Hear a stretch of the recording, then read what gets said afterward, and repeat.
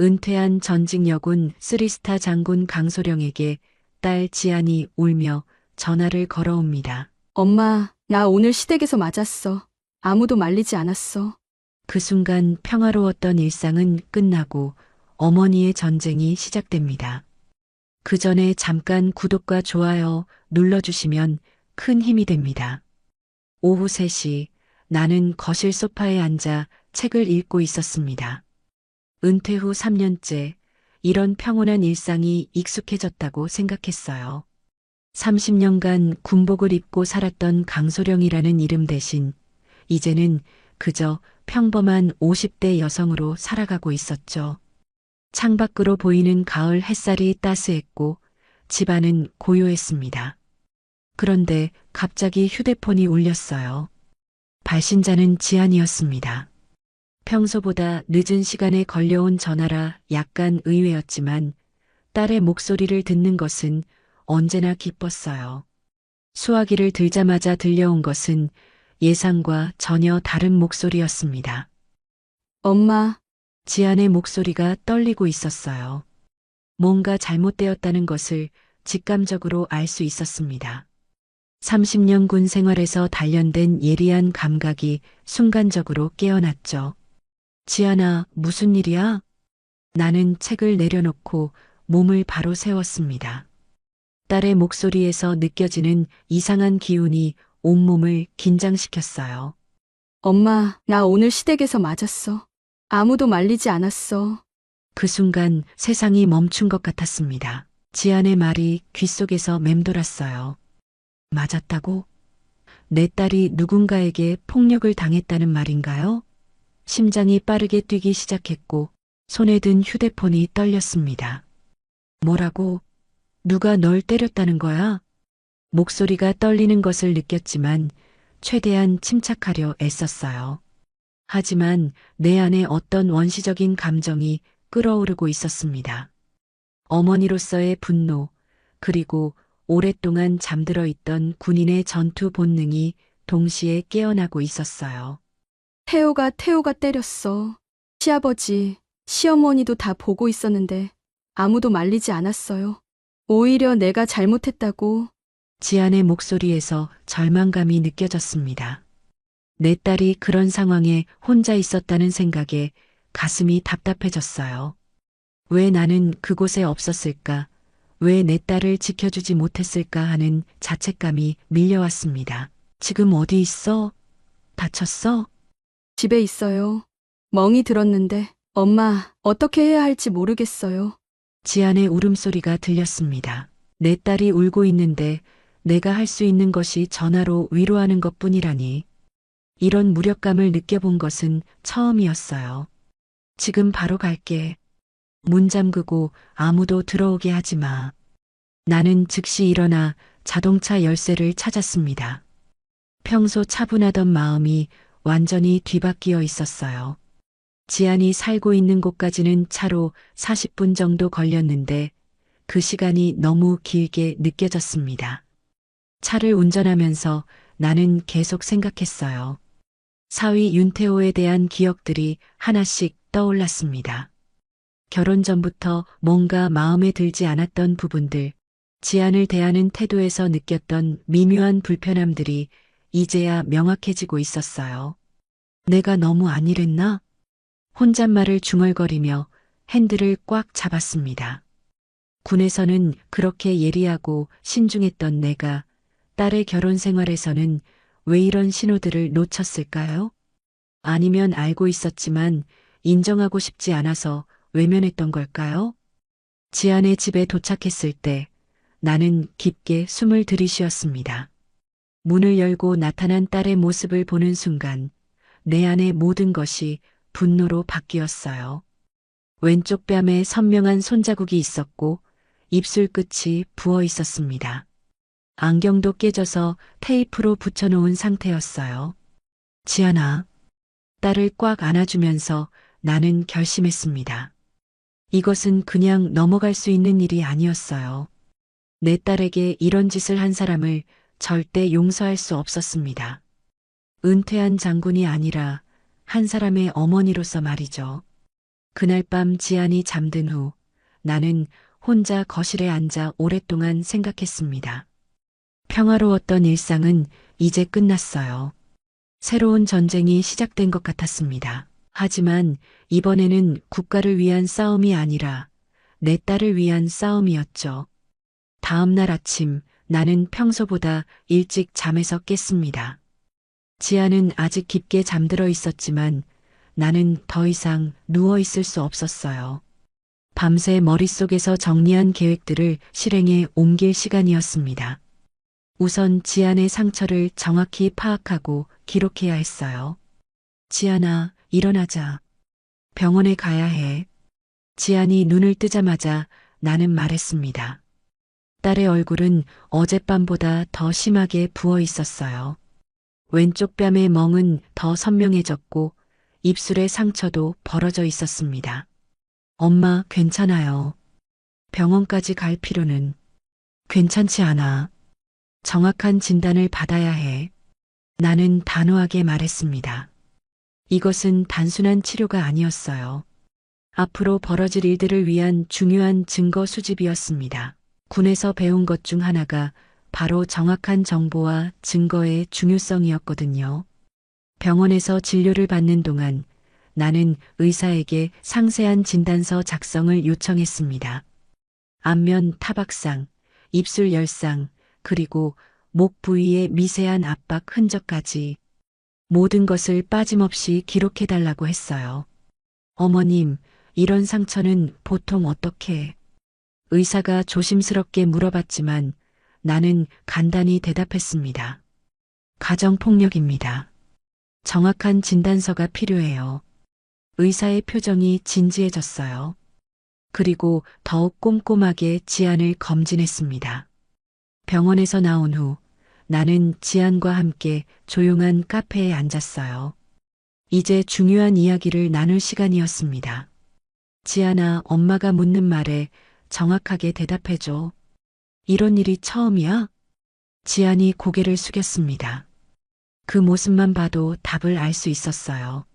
아니에요. 전에도 있었어요. 하지만 이렇게 심한 건 처음이에요. 내 가슴이 무너지는 것 같았습니다. 내 딸이 이미 오랫동안 고통받고 있었다는 사실을 이제야 알게 된 거였어요. 왜 말하지 않았어?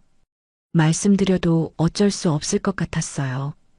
그리고 제가 잘못한 것도 있으니까요. 절대 내 잘못이 아니야. 나는 단호하게 말했습니다. 지안이 자책하고 있다는 것이 더욱 화가 났어요. 그때 내 휴대폰이 울렸습니다. 모르는 번호였지만 받았어요. 강소령 장군님이시죠? 윤태호 아버지입니다. 윤태호의 아버지, 즉 지안의 시아버지였습니다. 목소리에서 거만함이 느껴졌어요. 우리 며느리가 어디 간 것 같은데 혹시 장군님 댁에 있나요? 있습니다. 그런데 왜요? 집에 들어오라고 전해주세요. 어젯밤 일은 그냥 부부싸움이었어요. 너무 크게 생각하지 마시고. 부부싸움이라고? 내 딸의 얼굴에 있는 멍을 보고도 그런 말을 할 수 있다니. 나는 참을 수 없었습니다. 부부싸움이 아니라 폭행입니다. 그리고 지아는 당분간 저와 함께 있을 겁니다. 장군님, 이런 식으로 나오시면 안 됩니다. 우리 집안일에 너무 개입하시는 것 같은데요. 집안일이라고? 내 딸이 맞은 것이 집안일이라는 거예요? 순간 내 안의 모든 인내심이 바닥났습니다. 개입이 아니라 보호입니다. 그리고 이 일은 이제 법적으로 처리하겠습니다. 뭐라고요? 법적 처리라니. 네, 잘 들었습니다. 변호사와 상의해서 고소장을 접수할 예정입니다. 전화를 끊고 나서 나는 지안을 바라봤어요. 딸의 눈에는 놀라움과 걱정이 섞여 있었습니다. 엄마, 정말 고소할 거예요? 그럼. 너를 때린 사람을 그냥 둘 수는 없어. 그날 오후 나는 백정훈 변호사에게 전화를 걸었습니다. 군에서 법무 업무를 담당했던 후배였어요. 은퇴 후에도 가끔 연락을 주고받던 사이였습니다. 선배님, 무슨 일이세요? 정훈아, 급한 일이 있어서 그래. 가정폭력 사건 관련해서 상담받고 싶어. 알겠습니다. 언제 오시겠어요? 지금 당장 갈 수 있어? 네, 기다리고 있겠습니다. 백정훈의 사무실에서 나는 모든 상황을 자세히 설명했습니다. 지안의 상처, 진단서, 그리고 시아버지와의 통화 내용까지. 백정훈은 진지하게 들어주었어요. 선배님, 충분히 승소 가능한 사건입니다. 하지만 과정이 쉽지는 않을 거예요. 상관없어. 끝까지 갈 거야. 상대방이 만만치 않을 텐데요. 윤태호 집안이 지역에서 꽤 영향력이 있거든요. 그래서 뭐, 내가 누군지 알잖아. 백정훈이 미소를 지었습니다. 그도 내 성격을 잘 알고 있었거든요. 알겠습니다. 내일부터 본격적으로 준비하죠. 집으로 돌아가는 길에 나는 지안에게 말했습니다. 지안아, 이제부터 전쟁이야. 하지만 걱정하지 마. 엄마가 반드시 이기고 말 거야. 지안이 내 손을 꽉 잡았어요. 그 순간 나는 확신했습니다. 이것은 단순한 가정 문제가 아니라 정의를 위한 싸움이라는 것을. 이틀 후 나는 백정훈과 함께 본격적인 법적 대응 준비에 들어갔습니다. 먼저 지안의 상태를 더 정확히 파악해야 했어요. 단순히 외상뿐만 아니라 정신적 피해까지 종합적으로 진단받을 필요가 있었습니다. 지안아, 정신과 상담도 받아보자. 엄마, 그건 너무. 아니야. 폭력의 후유증은 몸보다 마음이 더 깊어. 전문가의 도움이 필요해. 나는 군 시절 많은 장병들이 트라우마로 고생하는 것을 봤습니다. 지안도 예외일 수 없었어요. 정신과 전문의와의 상담을 통해 지안이 받은 심리적 충격의 정도를 객관적으로 평가받았습니다. 환자분이 급성 스트레스 반응과 경미한 우울 증상을 보이고 있습니다. 지속적인 상담 치료가 필요할 것 같아요. 의사의 말을 들으며 나는 더욱 분노했습니다. 윤태호가 내 딸에게 입힌 상처가 얼마나 깊은지 확인할 수 있었거든요. 그날 오후 나는 지안과 함께 사건이 일어난 시댁을 다시 방문했습니다. 현장을 직접 확인하고 증거를 수집하기 위해서였어요. 하지만 윤태호 가족들은 우리를 반기지 않았습니다. 며느리가 이상한 사람들과 함께 와서 무슨 짓이야? 시어머니가 문 앞에서 우리를 막아섰어요. 나는 최대한 침착하게 말했습니다. 안녕하세요. 그날 일어난 일에 대해 확인하고 싶어서 왔습니다. 무슨 확인? 그냥 부부싸움이었어요. 지안이가 먼저 소리부터 질렀으니까. 그래서 때려도 된다는 말씀인가요?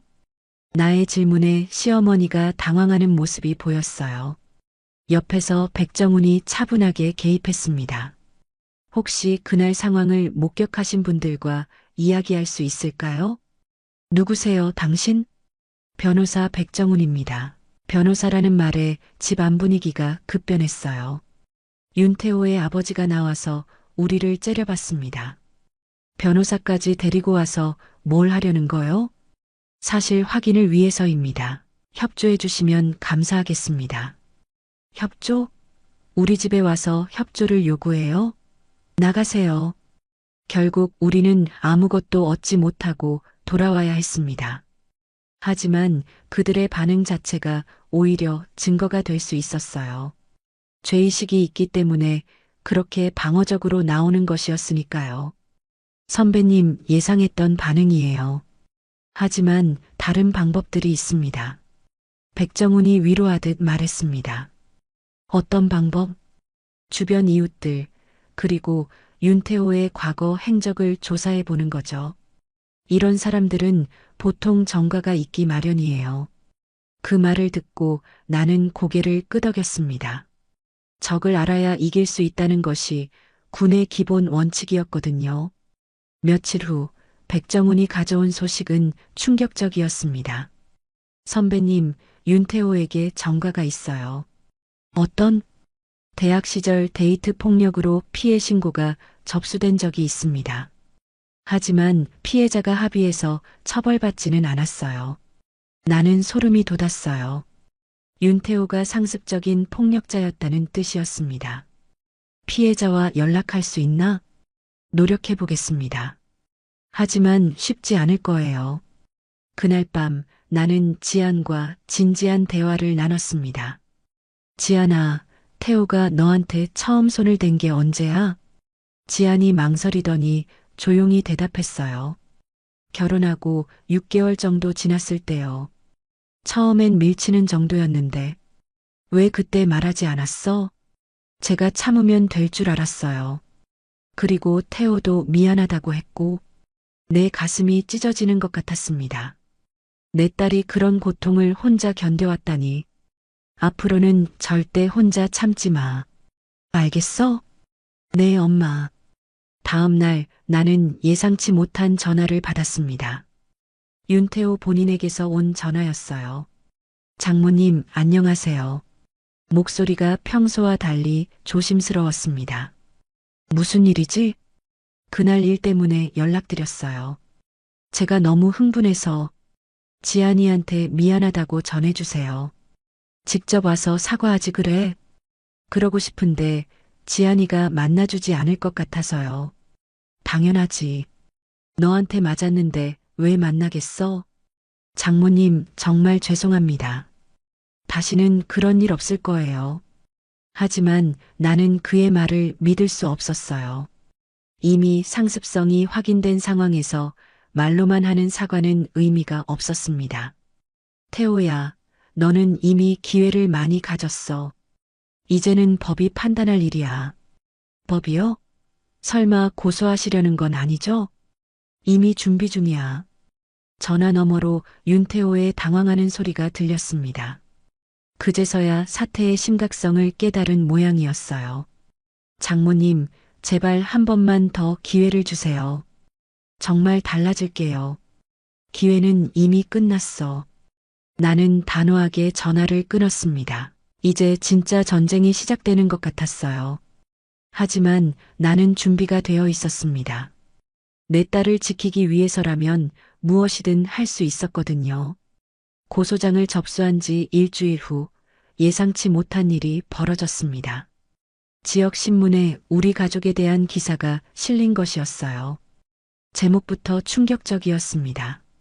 전직 여군 장군, 사위 고소로 가족 갈등 극으로. 엄마, 이게 뭐예요? 지안이 떨리는 목소리로 신문을 들고 왔습니다. 기사 내용은 사실과는 완전히 달랐어요. 마치 내가 군권주의적 사고로 정상적인 부부관계에 개입해서 문제를 키웠다는 식으로 왜곡되어 있었습니다. 나는 즉시 백정훈에게 전화를 걸었어요. 정훈아, 신문 봤어? 네, 방금 확인했습니다. 상대방이 언론 플레이를 시작한 것 같네요. 어떻게 이런 기사가 나갈 수 있어? 윤태호 측에서 먼저 자신들의 입장을 언론에 제공한 것 같습니다. 우리도 대응해야겠어요. 하지만 문제는 거기서 끝나지 않았습니다. 온라인 커뮤니티와 소셜미디어에서도 관련 글들이 퍼지기 시작했어요. 대부분이 우리에게 불리한 내용들이었습니다. 군인 출신이라고 민간인 가정에 개입하는 것은 월권이다. 부부싸움에. 장모가 나서는 것은 과도하다는 댓글들이 달렸어요. 심지어 내 군 시절에 대한 악의적인 루머까지 퍼지고 있었습니다. 엄마, 사람들이 우리를 이상하게 보고 있어요. 지안의 목소리에는 절망감이 묻어났습니다. 마트에서도 동네에서도 사람들의 시선이 달라졌다고 했어요. 신경 쓰지 마. 진실은 결국 밝혀질 거야. 하지만 내 마음도 편하지 않았습니다. 30년간 쌓아온 명예가 하루아침에 무너지는 것 같았거든요. 더 큰 충격은 며칠 후에 왔습니다. 지안이 갑자기 말을 바꾼 것이었어요. 엄마, 고소를 취하하면 안 될까요? 뭐라고? 사람들 시선도 그렇고, 태호도 다시는 그런 일 없을 거라고 약속했어요. 나는 믿을 수 없었습니다. 내 딸이 이런 말을 하다니. 지안아, 정신 차려. 폭력자의 약속을 믿을 수 있다고 생각해? 하지만 이렇게 계속되면 우리만 힘들어져요. 엄마 명예까지 실추되고. 지안의 말에 나는 화가 났습니다. 하지만 동시에 이해할 수도 있었어요. 피해자가 느끼는 죄책감과 두려움을 알고 있었거든요. 내 명예는 내가 걱정할 일이야. 너는 내 안전만 생각해. 엄마, 지안아, 한번 폭력을 휘두른 사람은 반드시 다시 해. 이건 내가 군에서 수없이 봐온 일이야. 하지만 지안은 여전히 확신하지 못하는 것 같았어요. 사회적 압박감과 윤태호의 회유가 딸을 흔들고 있었습니다. 그날 밤 나는 혼자 앉아 오랫동안 생각했어요. 정말 내가 잘못하고 있는 걸까? 너무 강하게 나가는 것은 아닐까? 하지만 곧 고개를 저었습니다. 내 딸을 지키는 것에 잘못될 수 있는 게 뭐가 있단 말인가요? 다음 날 아침 더 충격적인 소식이 기다리고 있었습니다. 윤태호 측 변호사가 오히려 우리를 역고소한 것이었어요. 명예훼손과 무고죄로 말입니다. 선배님, 예상했던 일입니다. 상대방이 적극적으로 방어에 나선 거죠. 백정훈이 차분하게 설명했지만 나는 당황스러웠어요. 역고소라니. 뻔뻔하기는. 이런 경우가 많아요. 가해자가 오히려 피해자 코스프레를 하는 거죠. 그 순간 지안이 더욱 위축되는 것을 느꼈습니다. 엄마, 이제 정말 그만두면 안 될까요? 너무 복잡해지고 있어요. 안 돼. 이건 이제 원칙의 문제야. 하지만 지안의 흔들림은 계속되었어요. 윤태호가 계속해서 연락을 시도했고 시댁 가족들도 압박을 가하고 있었습니다. 지안아, 엄마한테 화풀이하지 말고 집으로 돌아와. 그러면 모든 게 원래대로 될 거야. 시어머니의 전화를 받고 난 후 지안이 눈물을 흘렸어요. 엄마, 제가 너무 이기적인 건 아닐까요? 엄마까지 힘들게 하고. 절대 그렇지 않아. 내가 당한 일은 잘못이 아니야. 나는 지안을 꽉 안아주었습니다. 하지만 딸의 마음이 흔들리고 있다는 것을 느낄 수 있었어요. 그날 저녁 나는 옛 동료인 김미선 대령에게 전화를 걸었습니다. 군에서 함께 일했던 동기였어요. 소령아, 요즘 힘들다면서? 미선아, 정말 모르겠어. 내가 너무 강하게 나가고 있는 건 아닐까? 무슨 소리야? 내 딸이 맞았는데 당연히 싸워야지. 하지만 지안이가 흔들리고 있어. 사회적 시선도 그렇고. 소령아, 내가 군에서 배운 게 뭐야? 포기하지 않는 거잖아.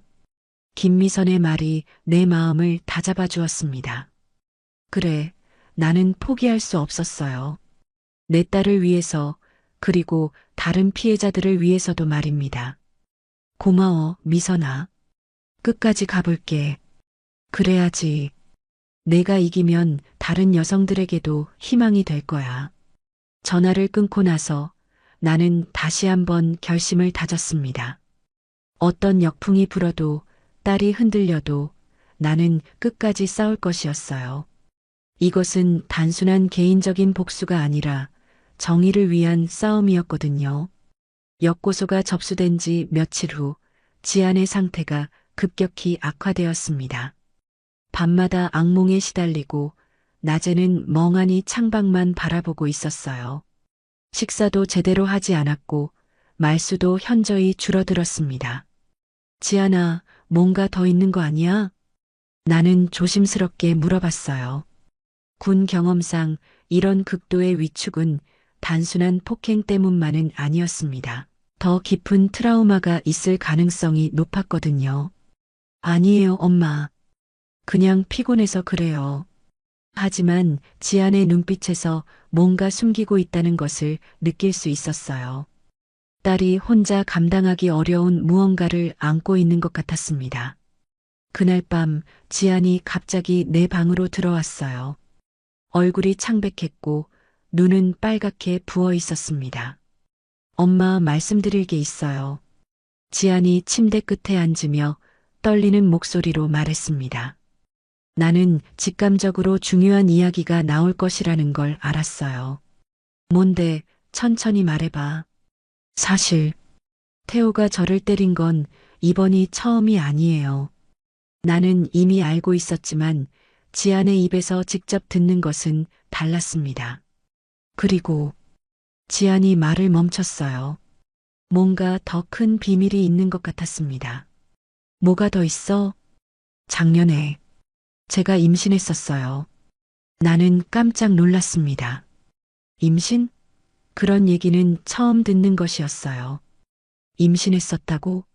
왜 말하지 않았어? 말씀드리려고 했는데 그 전에 유산이 됐어요. 지안의 목소리가 더욱 작아졌습니다. 그리고 이어진 말에 나는 온몸이 얼어붙었어요. 태호가 때려서 유산된 거예요. 세상이 멈춘 것 같았습니다.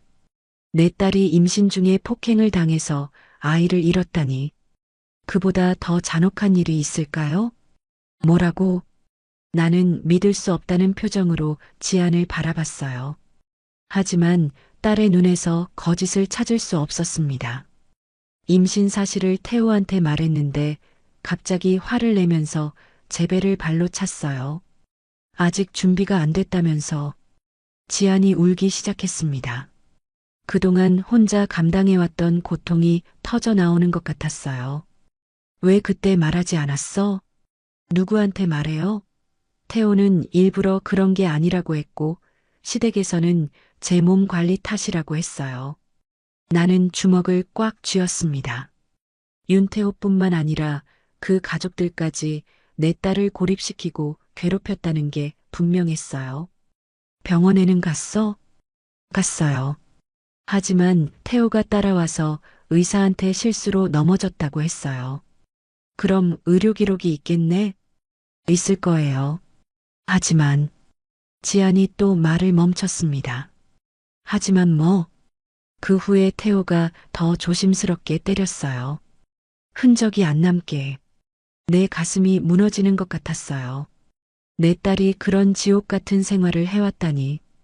그리고 나는 전혀 눈치채지 못했던 거였어요. 지안아, 정말 미안해. 엄마가 몰랐어. 엄마 잘못이 아니에요. 제가 숨겼으니까. 아니야, 내가 더 세심하게 봤어야 했어. 나는 지안을 꽉 안아주었습니다. 딸의 어깨가 작게 떨리고 있었어요.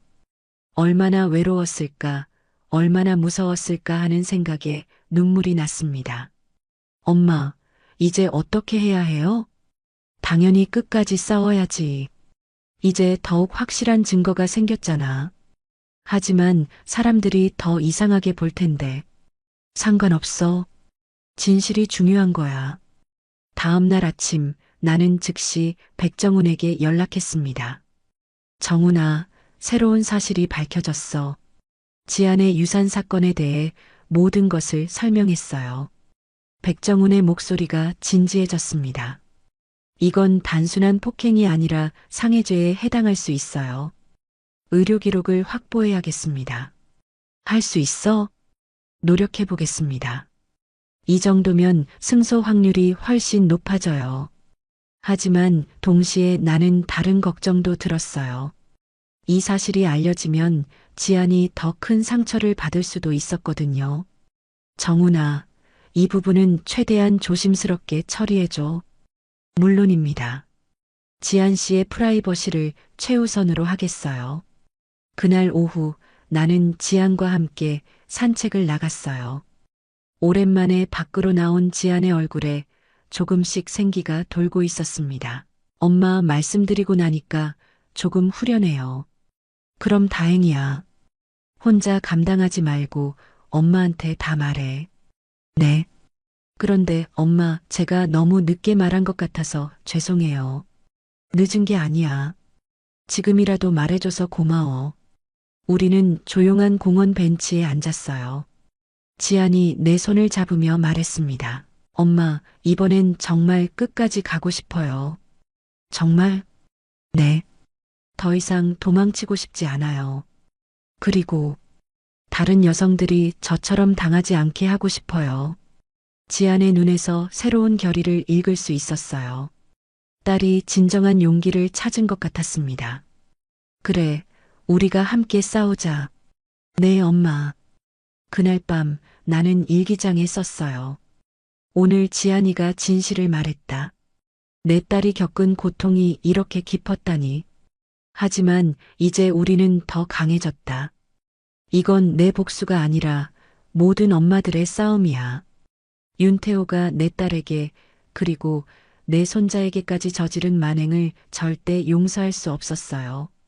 이제는 단순한 폭행이 아니라 생명을 앗아간 살인 미수나 다름없었습니다. 나는 반드시 정의를 실현하고 말겠다고 다짐했어요. 지안의 유산 사건이 추가로 밝혀진 후 나는 본격적인 반격 작전을 시작했습니다. 단순히 방어하는 것으로는 부족했어요.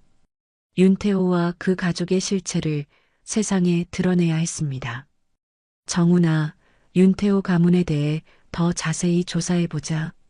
어떤 부분을 중점적으로 볼까요? 모든 것, 사업, 인맥, 과거 행적. 이런 사람들은 반드시 다른 곳에서도 문제를 일으켰을 거야. 백정훈이 고개를 끄덕였어요. 우리는 체계적인 조사에 들어갔습니다. 먼저 윤태호의 직장 동료들을 만나봤어요. 대부분이 말을 아꼈지만 몇 명은 용기를 내서 증언해 주었습니다. 윤태호 씨가 평소에 여직원들한테 어떻게 대했는지 아세요? 글쎄요. 좀 거칠긴 했어요. 특히 술 마시면. 구체적으로 어떤 일이 있었나요? 회식 자리에서 여직원 어깨에 손을 올린다거나 부적절한 농담을 한다거나 작은 증언들이지만 윤태호의 성향을 보여주는 중요한 단서들이었어요. 더 충격적인 것은 사업 관련 조사에서 나왔습니다. 윤태호의 아버지가 운영하는 건설업체가 지역에서 여러 차례 논란에 휘말렸던 것이었어요. 선배님, 이거 보세요. 백정훈이 가져온 자료에는 윤태호 가문의 여러 문제들이 기록되어 있었습니다. 하청업체 대금 체불, 안전사고 은폐, 심지어 지역 공무원들과의 유착 의혹까지. 역시 그런 집안이었구나. 나는 전혀 놀라지 않았어요. 가정에서 폭력을 휘두르는 사람이 사회에서도 떳떳할 리 없었거든요. 이 자료들을 언론에 제공해보죠. 그래. 이제 우리도 공세로 나가자. 하지만 가장 결정적인 증거는 다른 곳에서 나왔습니다. 윤태호의 전 여자친구 박소영 씨가 직접 연락을 해온 것이었어요. 혹시 강소령 장군님이신가요? 네, 맞습니다. 뉴스에서 봤어요. 사위분 때문에 고생이 많으시죠? 박소영은 조심스럽게 말을 꺼냈습니다. 저도 윤태호한테 비슷한 일을 당했거든요. 나는 즉시 그녀와 만날 약속을 잡았어요. 박소영의 증언은 충격적이었습니다.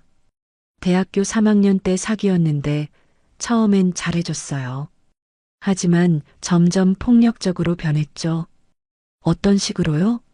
처음엔 밀치는 정도였는데 나중엔 주먹으로 때리기도 했어요. 특히 술 마시면 더 심해졌고. 신고는 했나요? 한 번 했어요. 하지만 윤태호 아버지가 와서 무릎 꿇고 빌면서 합의해달라고 하더라고요. 박소영의 증언은 윤태호의 상습성을 증명하는 결정적 증거였어요. 혹시 다른 피해자도 있나요? 제가 아는 것만 2명 더 있어요. 하지만 모두 입을 다물고 있어요. 연락처를 알려주실 수 있나요? 노력해 볼게요. 하지만 쉽지 않을 거예요. 며칠 후 놀라운 일이 벌어졌습니다. 박소영의 도움으로 다른 피해자들도 하나둘 나타나기 시작한 것이었어요. 저희가 연대해서 공동 대응하면 어떨까요? 한 피해자가 제안했습니다. 좋은 생각이에요. 혼자서는 어려워도 함께라면 할 수 있을 거예요. 우리는 윤태호 폭력 피해자 모임을 만들었어요. 총 5명의 피해자가 모였습니다. 각자의 피해 사례를 정리하고 공동 대응 방안을 논의했어요. 이 소식이 언론에 알려지자 여론이 급변하기 시작했습니다. 처음에는 우리를 비판했던 사람들도 이제는 윤태호를 규탄하기 시작했어요. 윤태호는 상습 폭력자였다. 피해자가 이렇게 많은데 왜 지금까지 방치됐나와 같은 기사들이 쏟아져 나왔습니다. 윤태호 측에서도 반격에 나섰어요. 피해자들의 신빙성을 의심하고 우리가 조직적으로 모함하고 있다고 주장했습니다. 이건 전직 장군의 개인적인 복수극입니다. 무고한 시민을 집단으로 매도하고 있어요. 윤태호 측 변호사가 기자회견에서 말했어요. 하지만 이미 여론은 우리 편이었습니다. 결정적인 순간은 지역 방송국의 탐사보도 프로그램에서 찾아왔어요. 그들이 윤태호 가문의 비리를 집중 조명한 것이었습니다. 윤태호 집안의 건설업체가 지난 10년간 벌인 불법 행위들을 추적해봤습니다. 프로그램에서는 하청업체 착취, 안전사고 은폐, 공무원 로비 등 온갖 비리가 폭로되었어요. 윤태호의 아버지가 인터뷰를 거부하며 도망가는 모습까지 방송되었습니다. 이제 진짜 끝장이다. 나는 텔레비전을 보며 중얼거렸어요. 윤태호 가문의 실체가 완전히 드러난 것이었습니다. 그날 밤 지안이 내게 말했어요. 엄마, 이제 정말 이길 수 있을 것 같아요. 당연하지. 진실은 결국 승리하는 거야. 윤태호 측에서 급하게 합의를 제안해왔지만 나는 단칼에 거절했어요. 합의는 없다. 법정에서 끝까지 가자. 이제 마지막 결전만 남았어요. 하지만 나는 확신했습니다. 우리가 반드시 이길 것이라고. 드디어 첫 공판 날이 왔습니다. 법원 앞에는 예상보다 많은 기자들과 시민들이 모여 있었어요. 이 사건이 단순한 가정폭력을 넘어 사회적 이슈가 된 것이었습니다. 엄마, 떨려요. 지안이 내 팔을 꽉 잡으며 말했습니다. 법정에 들어가기 전 마지막 순간까지도 딸은 긴장하고 있었어요. 괜찮아. 우리는 진실을 말하기만 하면 돼. 나는 지안의 어깨를 토닥이며 위로했습니다. 하지만 나 역시 떨리는 마음을 감출 수 없었어요. 법정에 들어서자 윤태호와 그 가족들이 보였습니다. 윤태호는 깔끔한 정장을 입고 있었지만 얼굴이 많이 초췌해 보였어요. 시아버지와 시어머니도 평소와 다르게 위축된 모습이었습니다. 모두 기립하세요. 판사가 입장하자 법정이 조용해졌어요. 중년의 여성 판사였는데 표정이 매우 진지했습니다.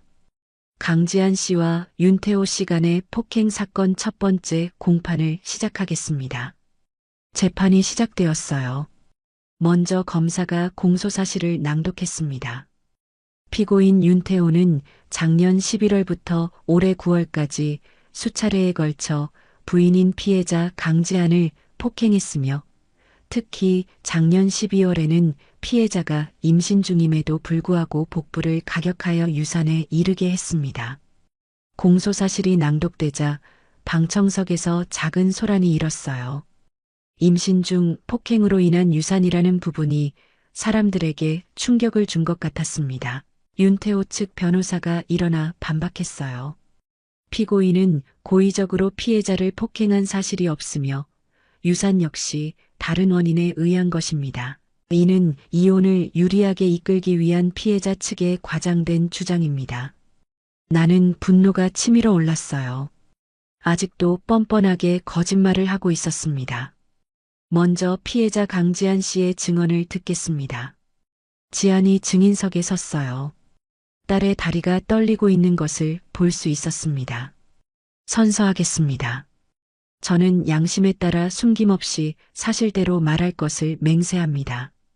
지안의 목소리는 작았지만 또렷했어요. 피고인이 언제부터 폭행을 시작했습니까? 결혼하고 6개월 정도 지났을 때부터였습니다. 어떤 이유로 폭행했나요? 처음에는 제가 늦게 들어왔다는 이유였어요. 그 다음에는 음식이 맛없다고 집안일을 제대로 안 한다고 지안의 증언이 계속되었어요. 윤태호의 폭행이 얼마나 일상적이었는지, 얼마나 사소한 이유로 시작되었는지가 생생하게 드러났습니다. 임신 중 폭행에 대해 설명해 주세요. 이 질문에서 지안의 목소리가 떨리기 시작했어요. 임신 사실을 말했더니 갑자기 화를 내면서 아직 준비가 안 됐다고 하며 제 배를 발로 찼어요. 그 후 어떻게 되었나요? 이틀 후에 출혈이 시작되어서 병원에 갔는데 유산이었어요. 지안이 울기 시작했습니다. 방청석도 조용해졌어요. 더 이상 질문 없습니다. 검사가 자리에 앉자 윤태호 측 변호사가 일어났어요. 증인께서는 평소 음주를 하셨나요? 가끔. 임신 중에도 음주를 했습니까? 백정훈이 즉시 이의 제기를 했어요. 관련성이 없는 질문입니다. 기각합니다. 답변하세요. 임신 사실을 모를 때 한 번 있었어요. 윤태호 측은 지안의 생활 습관을 문제 삼으려 했지만 별다른 성과를 거두지 못했어요. 다음으로 결정적인 증거가 제시되었습니다. 시댁 근처 상가의 CCTV 영상이었어요. 이 영상은 사건 당일 오후 3시경 촬영된 것입니다. 화면에는 윤태호가 지안의 머리채를 잡고 끌어가는 모습이 선명하게 보였어요. 그리고 차 안에서 지안을 때리는 장면까지 포착되어 있었습니다. 방청석에서 탄식 소리가 들렸어요. 윤태호의 얼굴이 창백해졌습니다. 이 영상에 대해 어떻게 생각하십니까? 판사가 윤태호에게 직접 물었어요. 그날 제가 너무 흥분했습니다. 하지만 고의는 아니었어요. 고의가 아니라면 무엇입니까? 순간적으로 감정이 격해져서. 윤태호의 변명은 설득력이 없었어요. 이어서 박소영을 비롯한 다른 피해자들의 증언이 이어졌습니다. 피고인이 저에게도 비슷한 폭행을 가했습니다. 특히 술을 마시면 더 심해졌어요. 저는 응급실까지 가야 했어요. 갈비뼈에 금이 갔었어요. 피해자들의 증언은 윤태호의 상습성을 명확히 보여주었습니다. 마지막으로 의료진의 증언이 있었어요. 환자의 유산 원인은 외부 충격에 의한 것이 확실합니다. 태아의 위치와 손상 정도를 볼 때 복부에 강한 타격이 있었던 것으로 판단됩니다. 의사의 전문적인 증언에 윤태호 측은 더 이상 반박할 수 없었어요. 마지막으로 피해자의 어머니이신 강소령 씨의 증언을 듣겠습니다. 드디어 내 차례가 왔어요. 나는 당당하게 증인석에 섰습니다. 저는 30년간 군복무를 하면서 많은 폭력 사건을 봤습니다. 하지만 제 딸이 당한 일만큼 잔혹한 것은 없었어요. 나는 떨리지 않는 목소리로 증언했습니다. 윤태호는 단순한 폭력자가 아닙니다. 계획적이고 지속적으로 약자를 괴롭히는 악질입니다. 반드시 처벌받아야 합니다. 첫 공판이 끝난 후 우리는 법원을 나섰어요. 기자들이 몰려들었지만 나는 한마디만 했습니다. 진실은 승리할 것입니다. 최종 판결일이 왔습니다. 지난 석 달간의 치열한 법정 공방이 드디어 결론을 맺는 날이었어요. 법원 앞에는 첫 공판보다 더 많은 사람들이 모여 있었습니다. 여성단체 회원들, 기자들, 그리고 우리를 지지하는 시민들까지. 엄마, 떨려요. 지안이 내 손을 꽉 잡으며 말했습니다. 하지만 예전과는 달리 딸의 눈에는 두려움보다는 기대감이 더 많이 보였어요. 괜찮아. 우리는 최선을 다했어. 나는 지안의 손을 다시 한번 꽉 잡았습니다. 지난 몇 달간 함께 싸워온 시간들이 떠올랐어요. 법정에 들어서자 윤태호가 보였습니다. 몇 달 사이에 많이 초췌해진 모습이었어요. 그의 가족들도 마찬가지였습니다. 한때 그렇게 당당했던 시아버지도 이제는 고개를 숙이고 있었어요. 모두 기립하세요. 판사가 입장했습니다. 같은 여성 판사였지만 오늘은 표정이 더욱 엄숙해 보였어요. 피고인 윤태호에 대한 판결을 선고하겠습니다. 법정이 완전히 조용해졌어요. 모든 사람이 숨을 죽이고 판사의 말을 기다렸습니다. 피고인 윤태호는 부인에 대한 지속적인 폭행, 특히 임신 중 폭행으로 인한 유산 등 중대한 범죄를 저질렀습니다. 판사의 목소리가 법정에 울려 퍼졌어요. 이 사건은 단순한 가정 내 폭력이 아니라 생명에 대한 경시와 인간 존엄성에 대한 심각한 침해 행위입니다. 나는 마음이 두근거렸어요. 판사의 말이 우리에게 유리하게 흘러가고 있었습니다. 따라서 본 재판부는 피고인 윤태호에게 징역 3년을 선고하며 집행유예 없이 실형으로 처리합니다. 그 순간 법정이 술렁거렸어요. 실형 판결이 나온 것이었습니다. 또한 피해자에 대한 손해배상금으로 5천만 원을 지급하라고 명령합니다. 윤태호가 주저앉았어요. 그의 가족들도 충격에 빠진 표정이었습니다. 그리고 이 사건을 통해 우리 사회가 가정폭력에 대해 다시 한번 성찰하는 계기가 되기를 바랍니다. 판사의 마지막 말과 함께 재판이 끝났어요. 법정을 나서자 지안이 내게 안겼습니다. 엄마, 우리가 이겼어요. 그래, 드디어 끝났구나. 나도 딸을 꽉 안아주었어요. 그동안의 모든 고생이 보상받는 순간이었습니다. 기자들이 몰려왔지만 나는 준비한 말만 했어요. 이 판결은 모든 가정폭력 피해자들에게 희망을 주는 결정이라고 생각합니다. 앞으로도 이런 범죄가 반복되지 않도록 사회가 더욱 관심을 가져야 할 것입니다. 그날 저녁, 우리는 조용히 집에서 저녁을 먹었어요. 오랜만에 지안의 얼굴에 진짜 웃음이 돌아왔습니다. 엄마, 정말 고마워요. 엄마가 아니었다면 저는 아직도. 이제 그런 말 하지 마. 앞으로만 보자. 일주일 후 뜻밖의 소식이 들려왔어요. 전국의 가정폭력 피해자 보호시민단체에서 나에게 활동 참여를 요청한 것이었습니다. 강소령 장군님의 경험과 리더십이 꼭 필요합니다. 단체 대표가 직접 찾아와서 말했어요. 저 같은 사람이 도움이 될까요? 물론입니다. 장군님께서 보여주신 용기가 많은 피해자들에게 희망을 줬거든요.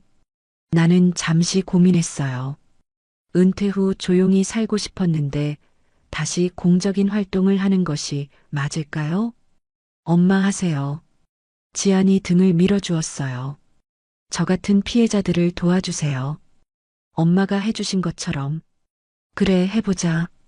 나는 결심했습니다. 이것이 내가 할 수 있는 새로운 형태의 봉사라고 생각했어요. 한 달 후 지안에게 또 다른 변화가 생겼습니다. 엄마, 아기를 입양하고 싶어요. 입양? 네. 저처럼 상처받은 아이를 돌봐주고 싶어요.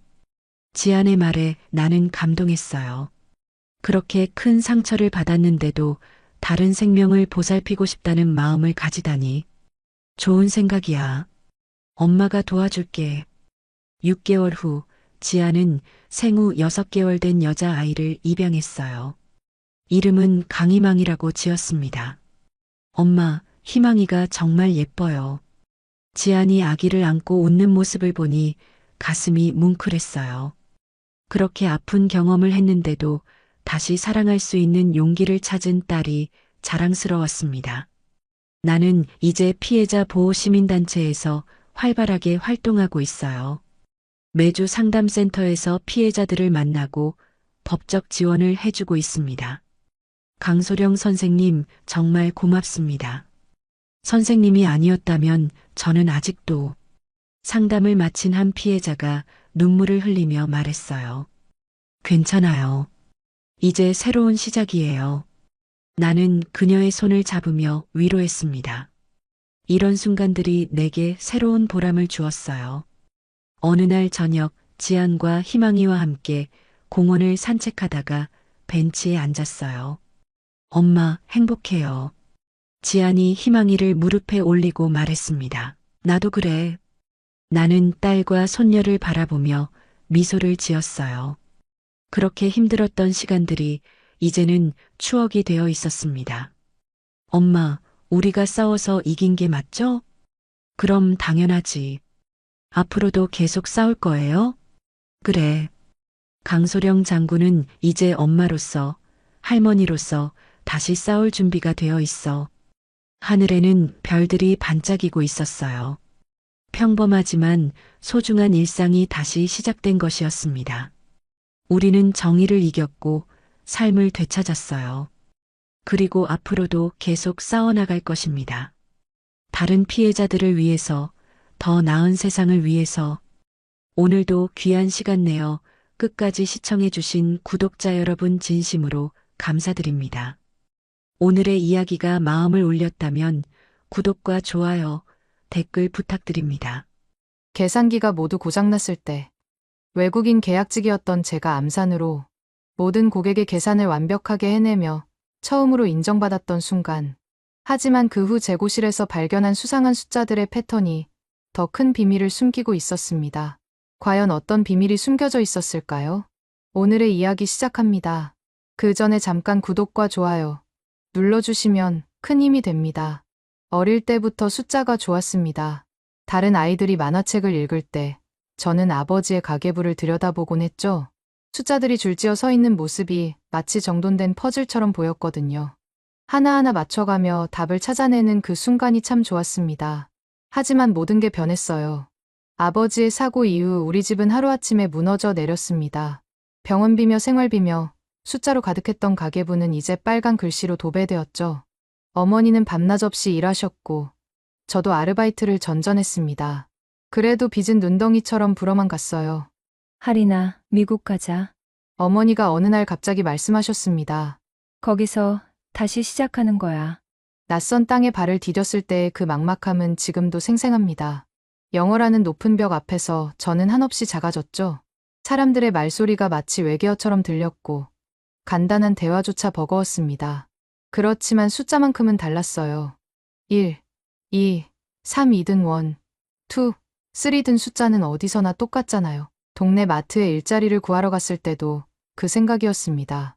제니퍼 사장은 차가운 눈으로 저를 훑어보더니 말했어요. 경력이 없네요. 영어도 서툴고. 하지만 계산은 빨라요. 숫자에는 자신 있습니다. 제니퍼 사장은 콧방귀를 뀌듯 웃었습니다. 요즘 누가 암산을 해요? 계산기가 다 하는데. 그래도 일손이 부족했던 탓일까요? 저는 계산 보조로 일을 시작하게 되었습니다. 시급은 최저임금이었고 계약직이었죠. 그래도 감사했어요. 이제 진짜 시작이라고 생각했습니다. 첫 출근 날 직원들의 시선이 따가웠습니다. 데릭 밀러라는 오래 근무한 직원은 대놓고 불편한 표정을 지었어요. 또 외국인이네. 말도 제대로 안 통하는데. 루이스 부매니저만이 친절하게 업무를 설명해 주었습니다. 천천히 배우면 돼요. 궁금한 게 있으면 언제든 물어보세요. 하지만 현실은 녹록지 않았습니다. 계산대에서 실수라도 하면 고객들의 핀잔이 쏟아졌고 동료들은 도와주기는커녕 혀를 차며 고개를 저었죠. 일주일도 안 되어 저는 재고실로 밀려났습니다. 계산대는 좀 더 익숙해진 다음에 하세요. 제니퍼 사장의 말이었지만 사실상 좌천이었어요. 재고실은 조용했습니다. 상품들이 가득한 창고에서 혼자 장부를 정리하는 일이 제 몫이 되었죠. 처음엔 서러웠지만 시간이 지나면서 이상한 걸 발견하게 되었습니다. 장부의 숫자들이 뭔가 어긋나 있었거든요. 재고실에서 보내는 시간이 길어질수록 장부 속 숫자들의 이상한 점이 더욱 선명해졌습니다. 입고된 상품 수량과 진열된 상품 수량, 그리고 판매 기록 사이에 미묘한 차이가 있었거든요. 처음엔 단순한 기록 오류려니 했는데 패턴이 보이기 시작했어요. 특히 대릭이 담당하는 구역에서 그런 현상이 자주 나타났습니다. 고급 화장품이나 건강식품 같은 비싼 상품들이 주로 그랬죠. 장부상으로는 진열되어 있어야 할 상품들이 실제로는 없는 경우가 허다했어요. 이상하다. 혼잣말을 중얼거리며 계산기를 두드렸습니다. 숫자는 거짓말을 하지 않거든요. 분명히 뭔가 잘못되어 있었어요.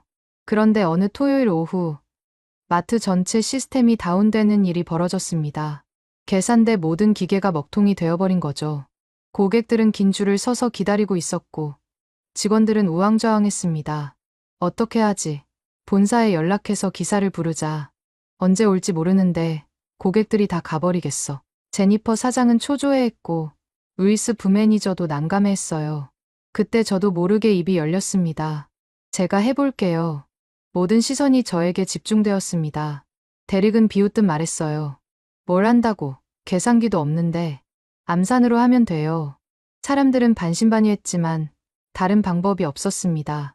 저는 계산대 앞에 서서 고객들의 상품을 하나씩 확인했어요. 가격을 머릿속으로 더하고 세금을 계산하고 할인 쿠폰까지 적용해서 정확한 금액을 말했습니다. 감자 3개에 $1 99센트, 우유 한 팩에 $3 45센트, 빵 2개에 $5 80센트, 총 $11 24센트입니다. 첫 번째 고객이 신용카드로 결제를 마치고 나서 영수증을 확인했어요. 금액이 정확히 일치했습니다. 두 번째, 세 번째 고객도 마찬가지였죠. 어느새 제 앞에 긴 줄이 생겼습니다. 와, 정말 빨라. 계산기보다 빠른 것 같은데? 고객들이 신기해했고 직원들도 놀란 표정을 지었어요. 1시간 넘게 계속된 정전 상황에서 저는 혼자서 모든 계산을 해냈습니다. 실수는 단 한 번도 없었죠. 시스템이 복구된 후 제니퍼 사장이 저를 불렀습니다. 할인, 정말 대단했어요. 오늘 당신 덕분에 큰 손실을 막았네요. 잠깐의 인정이었지만 가슴이 뿌듯했습니다. 하지만 그 기쁨도 잠시, 다음 주가 되자 모든 게 원래대로 돌아갔어요. 저는 다시 재고실로 밀려났고 동료들의 시선도 예전과 다르지 않았습니다. 그래도 포기하지 않았어요. 오히려 더 집중해서 장부를 살펴보기 시작했습니다. 숫자들이 숨기고 있는 비밀을 찾아내겠다고 다짐했죠. 매일 밤 늦게까지 계산하고 또 계산했습니다. 그러던 중 확실한 패턴을 발견했어요. 대릭이 근무하는 날마다 특정 상품들의 재고가 맞지 않았거든요. 이건 단순한 실수가 아니었습니다. 패턴을 발견한 후부터는 대릭의 일거수일투족이 눈에 들어왔습니다. 평소보다 일찍 출근해서 재고실을 들락거리는 모습, 퇴근할 때 유난히 큰 가방을 들고 나가는 모습까지 모든 게 수상해 보였어요. 하지만 확실한 증거가 없으니 그저 추측일 뿐이었죠. 며칠 더 지켜보니 대릭의 행동에는 일정한 패턴이 있었습니다. 매주 화요일과 금요일, 그러니까 재고 조사 전날에 유독 분주하게 움직였어요. 그리고 그 다음 날이면 어김없이 고가 상품들의 수량이 맞지 않았습니다. 이상하다, 분명히 뭔가 있어. 혼자 중얼거리며 계산을 다시 해봤지만 결과는 같았어요. 장부상으로는 있어야 할 상품들이 실제로는 없었고 그 손실 금액은 한 달에 수천 달러에 달했습니다. 이건 단순한 실수가 아니라 의도적인 조작이었어요. 그런데 문제는 제가 그저 계약직 외국인이라는 점이었습니다. 아무리 정확한 계산이라도 누가 믿어줄까요? 더군다나 상대는 이 마트에서 5년 넘게 일한 베테랑 직원이었죠. 엄마, 어떻게 해야 할까요? 그날 밤 어머니와 통화를 했습니다. 어머니는 한참 생각하시더니 말씀하셨어요. 할인아, 옳은 일이라고 생각하면 해야지. 내가 틀렸다면 사과하면 되는 거고, 내가 맞다면 더 큰 문제를 막을 수 있잖니. 어머니의 말씀이 용기를 주었습니다. 하지만 여전히 확실한 증거가 필요했어요. 며칠 더 지켜보기로 했습니다. 그 주 금요일, 평소보다 일찍 출근해서 재고실 근처에서 기다렸습니다. 새벽 6시 반쯤 대릭이 들어왔어요. 평소보다 1시간 일찍이었죠.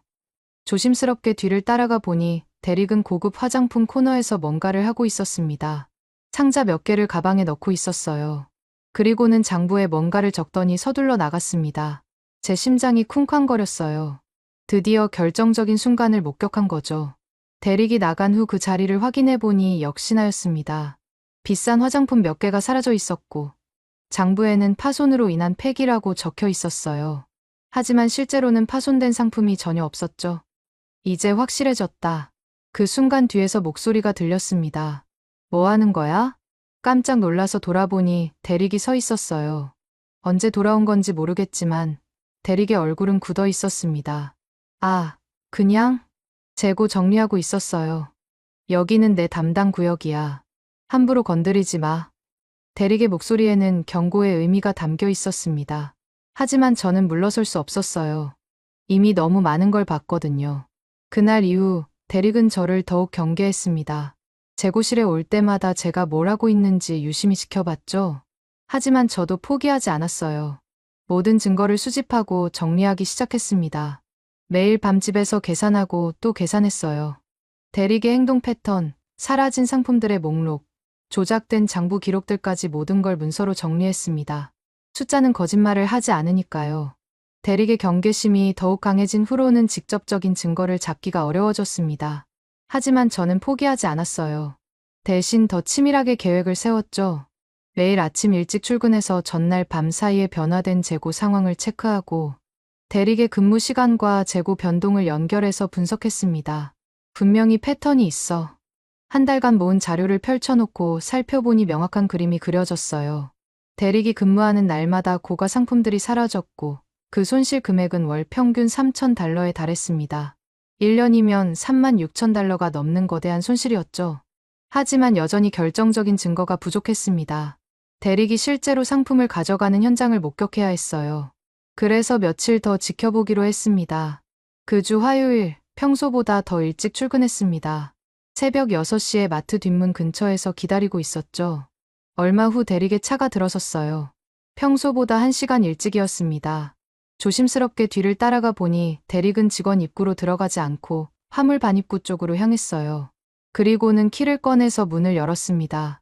저는 멀리서 지켜보며 숨을 죽였죠. 10분 정도 지나자 대리기 나왔습니다. 손에는 평소보다 큰 상자를 들고 있었어요. 그걸 차 트렁크에 넣고는 서둘러 사라졌습니다. 이제 확실해졌다. 마음이 두근거렸지만 아직 끝이 아니었어요. 더 확실한 증거가 필요했습니다. 그래서 다음 금요일을 기다렸죠. 금요일 새벽, 다시 같은 자리에서 기다렸습니다. 예상대로 대리기 나타났어요. 이번에는 더 가까이서 지켜볼 수 있었습니다. 대리근 재고실에서 고급 영양제와 화장품을 가져와서 차에 싣고 있었거든요. 그 순간 핸드폰으로 사진을 찍었습니다. 비록 멀리서 찍은 흐릿한 사진이었지만 대리기 상품을 차에 싣는 모습이 분명하게 보였어요. 드디어 잡았다. 하지만 기쁨도 잠시 큰 문제가 있었습니다. 제가 아무리 정확한 계산을 해도 아무리 확실한 증거를 가져도 누가 믿어줄까요? 저는 그냥 계약직 외국인이었고 대리근 이 마트의 베테랑 직원이었거든요. 며칠 동안 고민했습니다. 혹시 제가 착각한 건 아닐까? 대리객에 다른 사정이 있는 건 아닐까 하는 생각도 들었어요. 하지만 숫자는 명확했습니다. 매달 수천 달러의 손실이 발생하고 있었고 그 원인은 대리객 절도 행위였어요. 용기를 내자 드디어 결심했습니다. 모든 증거를 정리해서 루이스 부매니저에게 보고하기로 했죠. 루이스는 공정하고 합리적인 사람이었거든요. 적어도 제 말에 귀를 기울여 줄 거라고 생각했어요. 일주일 동안 모든 자료를 완벽하게 정리했습니다. 대리의 근무 일정과 재고 손실의 연관성, 조작된 장부 기록, 그리고 결정적인 사진까지 숫자로 말하는 명확한 증거들이었죠. 이제 말해야 해. 월요일 아침 루이스 부매니저에게 면담을 요청했습니다. 가슴이 두근거렸지만 더 이상 미룰 수 없었어요. 진실을 말할 때가 온 거죠. 루이스 부매니저의 사무실 앞에 서서 한참 망설였습니다. 손에 들린 서류 뭉치가 무겁게 느껴졌어요. 한 달 넘게 정리한 모든 증거가 들어있는 파일이었죠. 깊게 숨을 들이마시고 문을 두드렸습니다. 들어오세요. 루이스는 친근하게 웃으며 저를 맞아주었습니다. 하지만 제 얼굴을 보더니 표정이 진지해졌어요. 무슨 일이에요, 할인? 얼굴이 안 좋아 보이는데. 루이스, 중요한 얘기가 있어요. 들어주실 수 있나요? 루이스는 고개를 끄덕이며 의자를 권했습니다. 저는 떨리는 손으로 서류를 꺼내며 말을 시작했어요. 재고 관리를 하면서 이상한 점을 발견했어요. 장부와 실제 재고 수량이 계속 맞지 않더라고요. 그럴 수 있죠. 계산 실수나 기록 오류가 있을 수 있으니까. 처음엔 저도 그렇게 생각했어요. 하지만 패턴이 있었습니다. 서류를 펼쳐 보이며 설명했습니다. 대리의 근무 일정과 재고 손실의 연관성, 매월 반복되는 특정 상품들의 부족 현상, 그리고 조작된 장부 기록들까지 숫자로 증명할 수 있는 명확한 증거들이었죠. 루이스의 표정이 점점 심각해졌습니다. 제가 정리한 자료를 꼼꼼히 살펴보더니 말했어요. 이 계산들이 모두 정확한가요? 네, 여러 번 확인했습니다. 실수가 있을 수 없어요. 그런데 이건 정말 심각한 문제네요. 한 달에 3,000달러가 넘는 손실이라고요? 네. 1년이면 36,000달러가 넘습니다. 그리고 이건 제가 확인한 것만이에요. 실제로는 더 클 수도 있죠. 루이스는 한참 생각하더니 물었습니다. 대릭이 이런 일을 하고 있다는 확실한 증거가 있나요? 그때 핸드폰 사진을 보여주었어요. 비록 흐릿하긴 했지만 대릭이 상품을 차에 싣는 모습이 분명하게 보였거든요. 새벽에 우연히 봤는데 마트 상품을 자기 차에 싣고 있었어요. 그리고 그날 해당 상품들이 장부에서 파손 폐기로 처리되어 있었고요. 루이스는 깊은 한숨을 쉬었습니다. 할인, 정말 고마워요. 이런 일을 발견해주고 알려줘서. 하지만 이건 정말 심각한 문제예요. 신중하게 처리해야 합니다. 저도 알아요. 하지만 더 이상 모른 척할 수 없었어요. 매일 손실이 계속되고 있으니까요. 루이스는 제 서류를 다시 한번 살펴보더니 말했습니다. 이 자료들을 제니퍼 사장에게 보고해야겠어요. 하지만 그 전에 좀 더 확인해봐야 할 것들이 있습니다. 어떤 것들이요? 감시 카메라 기록이라든지, 다른 직원들의 증언이라든지, 이런 일은 확실한 증거가 있어야 하거든요. 루이스의 말이 맞았습니다. 아무리 정확한 계산이라도 법적인 조치를 위해서는 더 확실한 증거가 필요했죠. 할인, 며칠만 더 기다려주세요. 제가 조심스럽게 조사해보겠습니다. 그리고 절대 대릭에게는 이 일을 알리지 마세요. 네, 알겠습니다. 사무실을 나오면서 가슴이 조금 가벼워졌어요. 드디어 진실을 말했고 루이스가 진지하게 받아들여줬거든요. 하지만 동시에 불안하기도 했습니다. 과연 어떤 결과가 나올지 알 수 없었거든요. 며칠 후 루이스가 저를 다시 불렀습니다. 이번에는 제니퍼 사장도 함께 있었어요. 제니퍼 사장의 사무실에 들어섰을 때 분위기가 무거웠습니다. 루이스 부매니저가 심각한 표정으로 앉아 있었고 제니퍼 사장은 제가 정리한 서류들을 펼쳐놓고 있었어요. 평소 차갑던 사장의 눈빛이 이번에는 달랐습니다. 할인, 앉으세요. 제니퍼 사장의 목소리에는 평소의 냉정함 대신 진지함이 묻어 있었어요. 저는 긴장한 채로 의자에 앉았습니다. 루이스에게서 보고를 받았어요. 당신이 발견한 재고 손실 문제 말이에요. 처음에는 믿기지 않았습니다. 대릭은 5년 넘게 우리와 함께 일한 직원이거든요. 하지만 당신이 정리한 자료들을 보니 제니퍼 사장은 서류를 가리키며 계속했습니다. 이 계산들이 모두 정확한가요? 한 달에 $3,000, 1년에 $36,000라는 손실이요? 네, 여러 번 검사했습니다. 틀릴 수 없어요. 루이스가 끼어들었습니다. 제가 추가로 조사해본 결과 할인의 계산이 맞았습니다.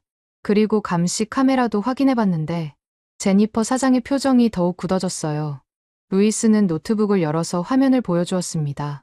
흑백 감시 카메라 영상이었지만 대릭이 상품을 가방에 넣고 나가는 모습이 선명하게 보였어요. 이게 지난주 금요일 새벽 영상입니다. 대릭이 근무 시간 전에 몰래 들어와서 상품을 가져가는 모습이죠. 제 가슴이 두근거렸습니다. 드디어 모든 증거가 확인된 거예요. 제니퍼 사장은 깊은 한숨을 쉬었습니다. 믿기지 않네요. 5년 넘게 신뢰했던 직원이 이런 일을. 사장님, 어떻게 하시겠어요? 루이스의 질문에 제니퍼 사장은 단호하게 말했습니다. 당연히 해고시켜야죠. 그리고 본사에도 보고해야 합니다. 이미 손실된 금액도 상당하고. 그때 제니퍼 사장이 저를 바라보았어요. 평소와는 완전히 다른 눈빛이었습니다. 할인, 정말 고마워요. 당신이 아니었다면 이 손실이 계속 커졌을 텐데. 당연한 일을 했을 뿐이에요.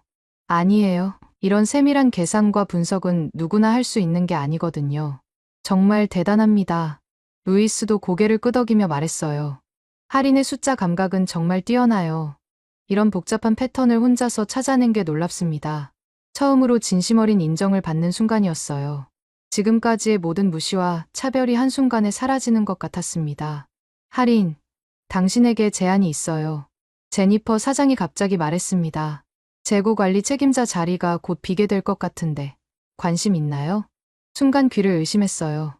계약직 보조였던 제가 책임자 자리를 제안받다니 정말인가요? 물론이에요. 당신의 능력을 보니 충분히 할 수 있을 것 같아요. 급여도 당연히 올려드리고 정직원으로 전환도 고려해보겠습니다. 꿈만 같았습니다. 몇 달 전까지만 해도 무시받던 외국인 계약직이었는데 이제는 책임자 자리를 제안받다니. 감사합니다. 열심히 하겠습니다. 좋아요. 그럼 다음 주부터 새로운 업무를 시작해보죠. 사무실을 나오면서 다리가 후들거렸어요. 기쁨과 안도감이 동시에 밀려왔습니다. 드디어 제 능력을 인정받았고 새로운 기회를 잡게 된 거죠. 그날 저녁 어머니에게 전화를 걸었습니다. 엄마, 드디어 해냈어요. 다음 주 월요일 본사에서 감사팀이 내려왔습니다. 제가 정리한 자료와 감시 카메라 영상을 바탕으로 정식 조사가 시작된 거죠. 대릭은 그날 아침부터 사무실에 불려가서 오랜 시간 조사를 받았어요. 점심시간이 되어서야 결과가 나왔습니다. 대릭은 즉시 해고 처분을 받았고 지금까지 훔친 상품들의 손해배상도 해야 했어요.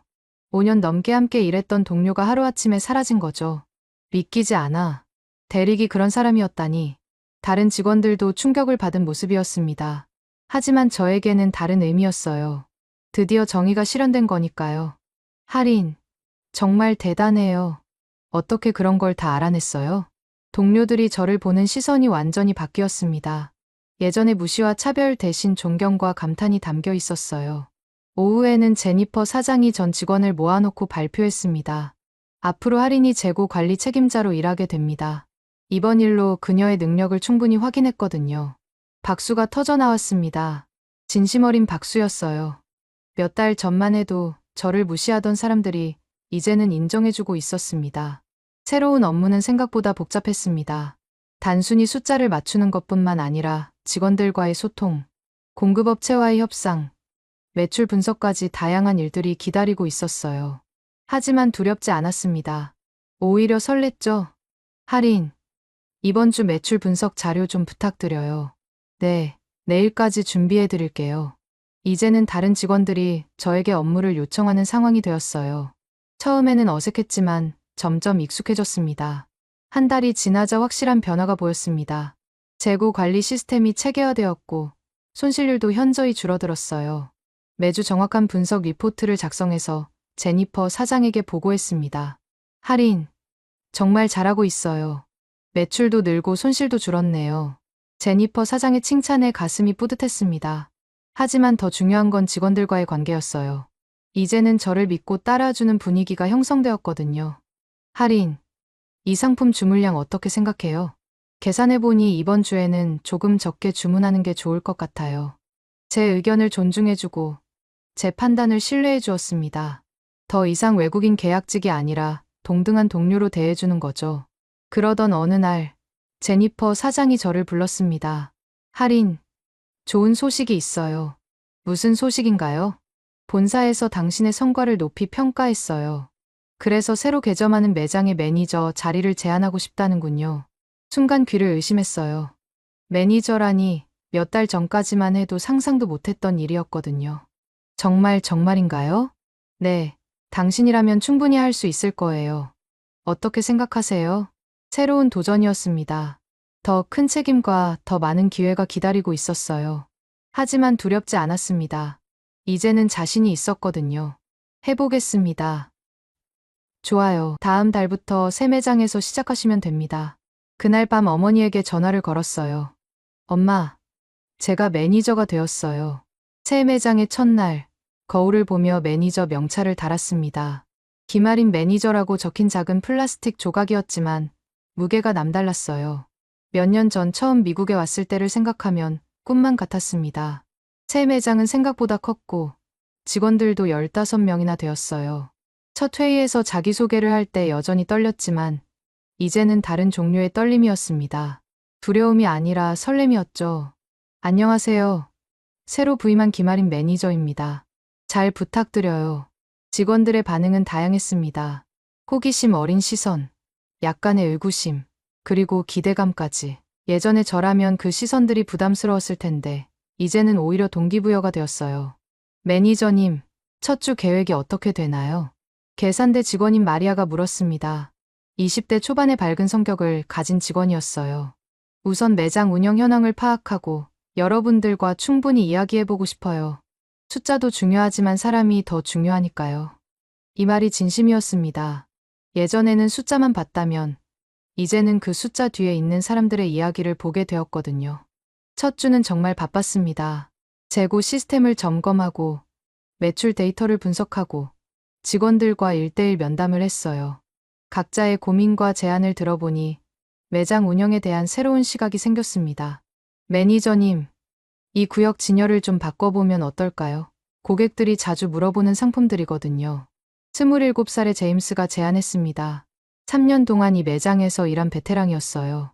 좋은 생각이네요. 한번 시도해봅시다. 예전에 저라면 매출 데이터만 보고 결정했을 텐데, 이제는 현장 직원들의 의견을 중요하게 생각하게 되었어요. 그들이야말로 고객들과 직접 만나는 사람들이니까요.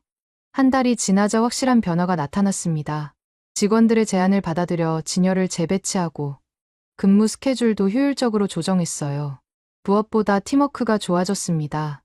매니저님 덕분에 일하기가 훨씬 편해졌어요. 계산도 정확하시고 우리 의견도 잘 들어주시고 직원들의 말에 가슴이 따뜻해졌습니다. 제가 추구하던 바로 그것이었거든요. 단순히 숫자를 맞추는 것이 아니라 모두가 행복하게 일할 수 있는 환경을 만드는 것 말이죠. 어느 날 오후 고객 한 분이 불만을 제기했습니다. 계산이 틀린 것 같은데요. 다시 해보세요. 예전에 저라면 당황했을 텐데 이제는 침착하게 대응할 수 있었어요. 죄송합니다. 다시 한번 확인해 드릴게요. 계산을 다시 해보니 실제로 시스템 오류가 있었습니다. 즉시 수정해드리고 사과했죠. 앞으로 더 주의하겠습니다. 불편을 드려서 죄송해요. 고객은 만족해하며 돌아가셨고 옆에서 지켜보던 마리아가 말했어요. 매니저님, 정말 대단해요. 그런 상황에서도 차분하게 처리하시네요. 경험이에요. 예전에 비슷한 일을 많이 겪어봤거든요. 그날 밤 집에 돌아가서 어머니와 통화했습니다. 하리나, 목소리가 참 밝아졌구나. 네, 엄마, 이제 정말 제자리를 찾은 것 같아요. 그래, 숫자만 보던 우리 딸이 이제는 사람도 보게 되었구나. 어머니의 말씀이 정말 맞았습니다.